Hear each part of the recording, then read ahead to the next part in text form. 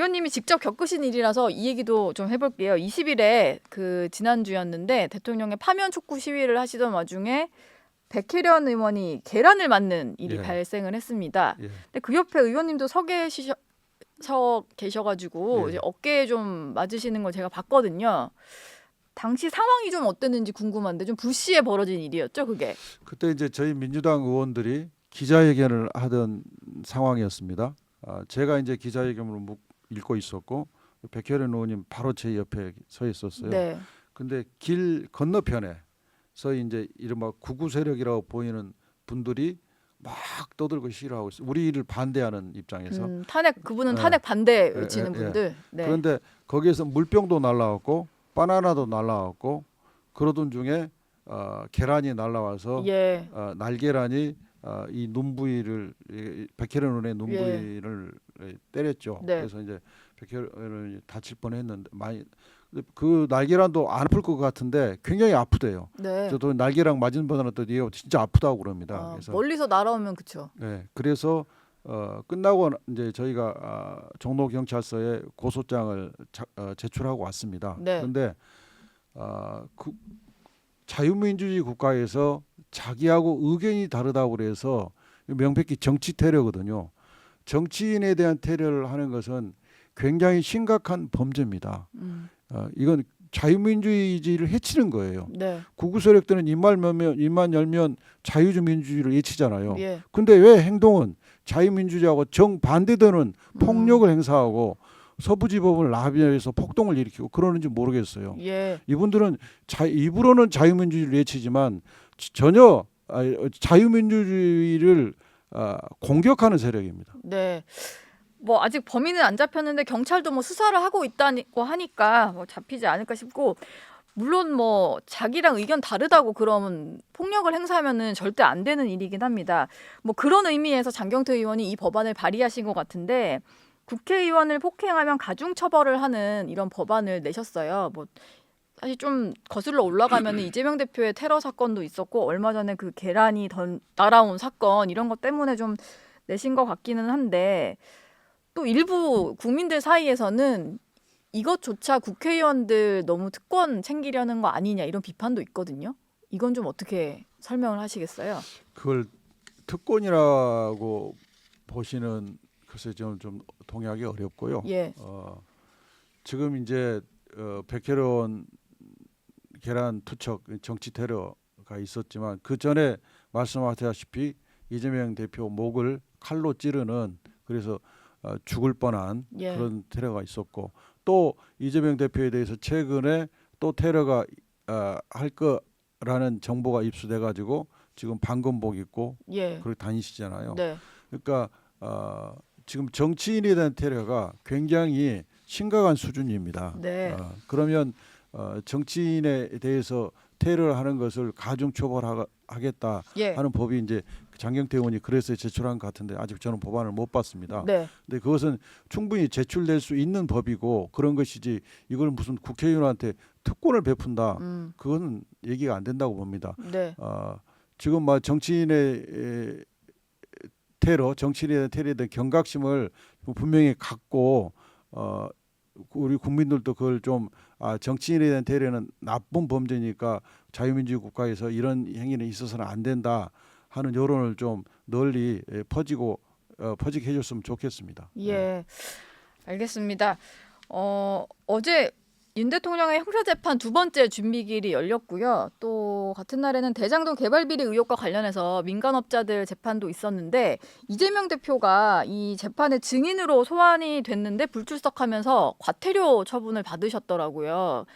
근데 이게 법원 입장에서는 불출석 사유서도 제출하지 않고 그러다 보니까 조금 이거에 대해서는 좀 처분을 내려야겠다라고 판단을 했던 것 같아요. 근데 이거에 대해서도 이재명 대표가 너무 재판을 골라서 나가는 거다, 이런 지적이 있는데, 이건 좀 어떤가요? 실제로 골라서 나간다 이런 비판은 좀 너무하다라고 생각하시나요? 먼저 불출석 사유서를 내지 않았다는 것은 그건 예. 잘못된 거고요. 아, 불출석 그래요? 사유를 냈습니다. 예. 이제 불출석 사유의 요지는 이른바 대장도 그 투기 세력들 그러니까 유동규, 김만배, 남욱, 정영학 재판이거든요. 예. 이른바 대장동 본류 사건이라고 네. 합니다. 그들 간에 일어난 일들에 대해서는 이재명 대표는 몰라요. 알지 못한다. 그다음에 이제 아시다시피 지금 이재명 대표가 당무가 엄청 경무잖아요. 예.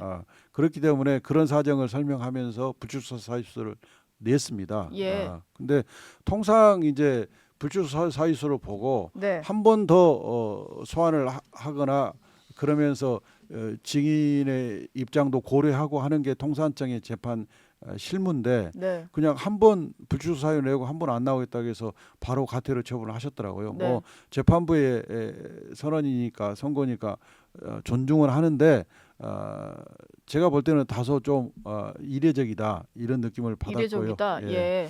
그다음에 이제 그 대장동 사건 얘기가 나와서 그러는데 올해 2021년 12월 경에 유동규, 김만배, 남욱, 정양 등을 기소할 때 네. 그 공소장을 보면 거기에는 이재명 대표가 아예 등장하지 않습니다. 예. 그러니까 그 당시 1차 수사 결과는 이재명 대표는 대장동 사건과 무관하다라고 네. 결정을 내렸던 거예요. 예. 그런데 2022년 돼서 정권이 바뀌고 수사팀을 전면 개편합니다. 네. 수사팀 전면 개편은 저는 본 적이 없어요. 예. 일부 수사를 했던 사람들이 수사를 잘 알기 때문에 일부 잔류시키고 일부 보강하는 그런 개편은 봤어도 이렇게 전면 개편은 본 적이 없거든요. 네. 전면 개편한 다음에 유동규가 진술을 바꾸고 그 진술에 기반해서 이재명 대표를 기소한 겁니다. 그 재판이 방금 대장동 본류 사건과 별개로 지금 중앙지법에서 이루어지고 있는데 그래서 이제 변호인이 이제 그걸 어떻게 할지는 이제 지켜봐야겠습니다만은 네.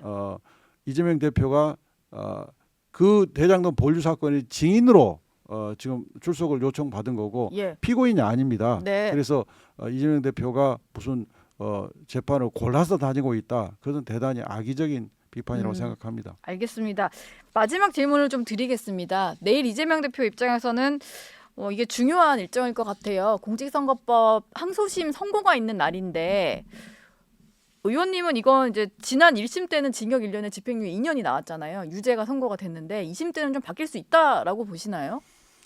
저는 100% 무죄를 확신하고요. 예. 아마 내일 선고가 그렇게 될 거라고 유죄로 나올 것이다. 그 이유를 잠깐 설명해도 되겠습니까? 예. 김문기하고 골프 치지 않았다라고 말한 것은 거짓말이다. 예. 이게 1심에서 유죄가 됐어요. 네. 근데 실제로 이재명 대표는 김문기하고 골프 치지 않았다는 말을 한 사실이 없습니다. 한 사실이 없어요? 없습니다. 예. 박수영 의원이 본인의 페이스북에 이재명 대표 일행이 뉴질랜드 출장 가가지고 해변가가 보이는 곳에 10명이 단체 사진을 찍었는데 네. 그중에 이재명 대표를 포함한 4명만 오려낸 사진을 올리면서 뉴질랜드 가서 골프 치셨느냐 이렇게 의혹을 제기했어요. 네. 거기에 대해서 방송 출연해가지고 그 사진을 설명한 거예요. 국민의힘 측에서 4명 사진 찍어가지고 내가 골프 친 것처럼 사진을 올려놨던데 내가 확인해 봤더니 예. 우리 일행 단체 사진에서 4명만 오려내서 만든 거더라. 조작된 거다. 예. 이렇게 말을 했어요. 예. 근데 그 말은 검사가 해석을 해요. 이 말은 김문기하고 골프 치지 않았다는 말이다.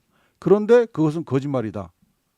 이런 식의 공소 사실이에요. 뭔가 섞여 있다 이런 말씀을 하시는 거네요. 사진에 대한 얘기를 했는데 사진에 대한 설명을 했는데 예. 그것을 김문기하고 골프 치지 않았다는 말이다라고 검사가 해석을 통해서 예.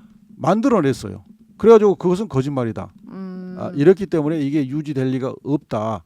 이게 1심에서는 뭐 유죄였지만 유지될 리가 없다. 2심에서는 예. 뭐 그런 의미에서 무죄를 확신하시는 것 같고 그럼 짧게 하나만 질문 더 드릴게요.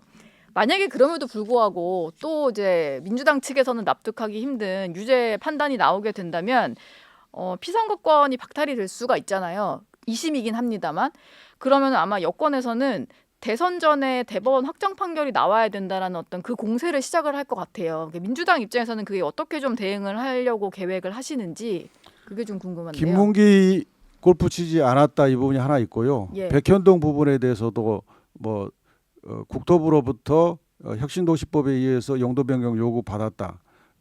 들어주지 않으면 직무유기 이런 걸로 문제 삼겠다 협박받았다. 예. 이렇게 발언했다고 하는데 네. 이 발언도 백현동 사업에 설명할 때 했던 발언이 아니에요. 이것도 짜집기고 예. 법리적으로도 공소법 허위사실 공표죄는 후보자의 행위에 관한 거짓말이어야 돼요. 네. 그런데 이건 국토부의 행위란 말이에요. 예. 그게 법리적인 문제가 하나 있고 또 하나는 국감장에서 발언은 국회 증언감정법상 위증죄로 국회에서 처벌하지 않은 이상 네. 어떠한 불이익한 처벌도 할 수가 없도록 돼 있어요. 그럼에도 불구하고 공직선거법으로 기소했단 말이에요.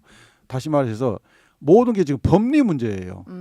확장해석 아까 말한 그 해석을 통해 도출한 확장해석 금지 그것도 예. 법리 문제입니다. 네. 이게 다 법리 문제이기 때문에 가사 2심에서 유죄가 선고된다 하더라도 대법원은 법률심이잖아요. 예. 그래서 대법원에서 이 부분을 다시 검토를 받아야 될 뿐만 아니라 20대, 21대에 예. 허위사실 공표로만 기소된 게 27건이 있었는데 100만 원 이상이 선고돼서 신분이 상실된 게 딱 한 건입니다. 네. 나머지는 전부 10건이 무죄가 났고 나머지는 100만 원 밑으로 선고됐어요.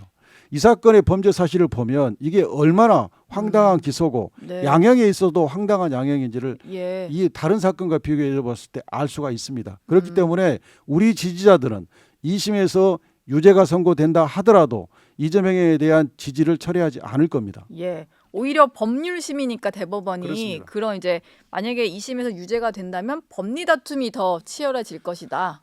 예. 지금 공소법은 100%가 다 법리 문제입니다. 예. 알겠습니다. 이건태 민주당 의원과는 여기서 인사 나누겠습니다. 오늘 말씀 고맙습니다. 감사합니다.